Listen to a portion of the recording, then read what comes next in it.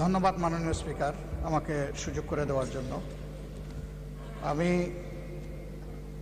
সময়ের বাধ্যবাধকতার কারণে এই বিষয়টি মহান এই সংসদে উত্থাপন করতে যাচ্ছি। জুলাই গণ অভ্যুত্থানের প্রেক্ষাপটে গঠিত এই সংসদ স্বাভাবিকভাবে তার নির্বাচনী প্রক্রিয়া আসেনি। এটি একটি প্রেসিডেন্সিয়াল অর্ডারের মাধ্যমে এসেছে। এই অর্ডারটি জারি করা হয়েছে 13 নভেম্বর 2025। এই অর্ডার অনুযায়ী এখানে 15টা নির্দেশিকা আছে। এর মধ্যে 3 থেকে 15 এই বিষয়গুলো হচ্ছে জুলাই সনদ এবং গণভোটের সাথে সম্পর্কিত। 10 নম্বর এই অর্ডারের 10 নম্বর বিষয়টা উল্লেখ করা হয়েছে পরিষদের অধিবেশন আহ্বান, কোরাম, ভোটদান ইত্যাদি সংসদ নির্বাচনের ফল ঘোষিত হওয়ার 30 পঞ্জিকা দিবসের মধ্যে যে পদ্ধতিতে জাতীয় সংসদের প্রথম অধিবেশন আহ্বান করা হইবে, অনুরূপ পদ্ধতিতে পরিষদের প্রথম অধিবেশন আহ্বান করা হইবে। আমার বিষয়টা এখানেই কনসার্নের। আজকে 30তম পঞ্জিকা দিবস, কিন্তু এর মধ্যে এই অধিবেশন আহ্বান করা হয়নি। এই অধিবেশন কিভাবে আহ্বান করা হবে সেই ব্যাপারে সংবিধানের 72 অনুচ্ছেদে নির্দেশিকা রয়েছে। সরকারি বিজ্ঞপ্তি দ্বারা রাষ্ট্রপতি সংসদ আহ্বান স্থগিত ও ভঙ্গ করিবেন এবং সংসদ আহ্বানকালে রাষ্ট্রপতি প্রথম বৈঠকের সময় স্থান নির্ধারণ করিবেন। তবে আরও শর্ত থাকে যে এই দফার অধীন তাহার দায়িত্ব পালনে রাষ্ট্রপতি প্রধানমন্ত্রী কর্তৃক লিখিতভাবে প্রদত্ত পরামর্শ অনুযায়ী কার্য করিবেন। উদয় সম্পন্ন করার কথা ছিল।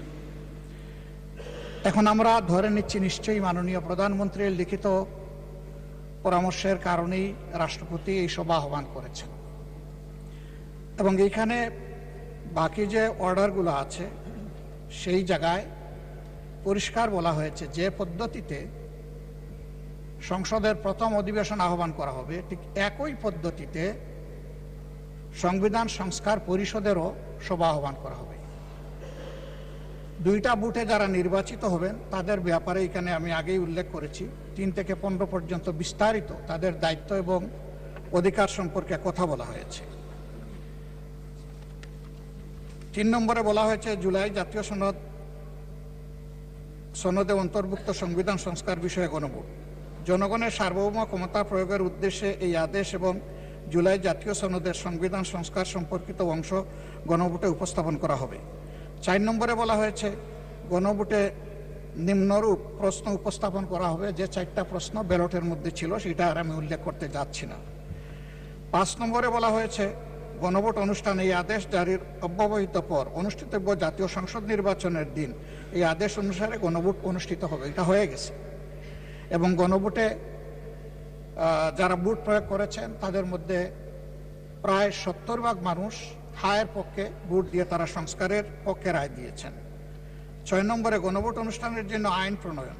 গণভোট অনুষ্ঠানের লক্ষ্যে নির্বাচন কমিশন কর্তৃক প্রয়োজনীয় ব্যবস্থা গ্রহণের উদ্দেশ্যে যথোপযুক্ত আইন প্রণয়ন করা হবে। এটাও হয়ে গেছে। সংবিধানের গণভোটে উপস্থাপিত প্রশ্নের উত্তরে প্রদত্ত সংখ্যাগরিষ্ঠ ভোট হার সূচক হইলে এই আদেশ জারির অব্যবহিত পর অনুষ্ঠিতব্য জাতীয় সংসদের সাধারণ নির্বাচনে নির্বাচিত প্রতিনিধিগণের সমন্বয়ে একটি সংবিধান সংস্কার পরিষদ গঠিত হইবে। মাননীয় স্পিকার, এটি হয়নি এবং এর সময়সীমা আজকে শেষ। যাহা সংবিধান সংস্কার বিষয়ে সকল ক্ষমতা প্রয়োগ করিতে পারিবে। খ, উক্ত নির্বাচনে নির্বাচিত প্রতিনিধিগণ একসাথে জাতীয় সংসদের সদস্য হিসাবে এবং এই আদেশ অনুসারে সংবিধান সংস্কার পরিষদের সদস্য হিসাবে দায়িত্ব পালন করিবেন। এই সুযোগ আমরা পেতে চাই। পরিষদ উহার প্রথম অধিবেশন শুরুর তারিখ হইতে 180 কার্য দিবসের মধ্যে জুলাই জাতীয় সনদ এবং গণভোটের ফলাফল অনুসারে সংবিধান সংস্কার সম্পন্ন করিবে এবং তা সম্পন্ন করিবার পর পরিষদের কার্যক্রম সমাপ্ত হইবে। শুরুই হোক আগে, তারপরে সমাপ্ত। পরিষদের কর্মধারায় অংশগ্রহণের সময় নির্বাচিত প্রতিনিধিগণ পরিষদ সদস্য হিসাবে অভিহিত হইবেন। মানে দুইটা ক্যাপাসিটিতে আমরা এখানে নির্বাচিত হয়েছি, দুইটা বুথের মাধ্যমে, আলাদা আলাদা বুথ।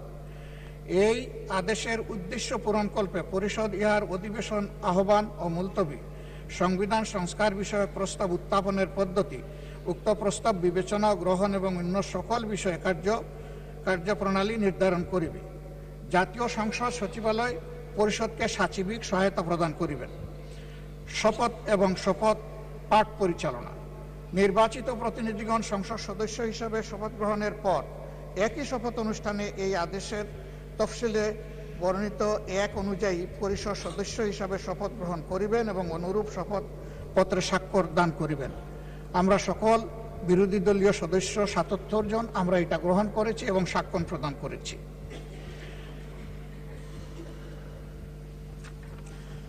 10-এ আমি আগেই উল্লেখ করেছি, সংসদ নির্বাচনের ফল ঘোষিত হওয়ার 30 পঞ্জিকা দিবসের মধ্যে যে পদ্ধতিতে জাতীয় সংসদের প্রথম অধিবেশন আহ্বান করা হইবে, অনুরূপ পদ্ধতিতে পরিষদের প্রথম অধিবেশন আহ্বান করা হইবে।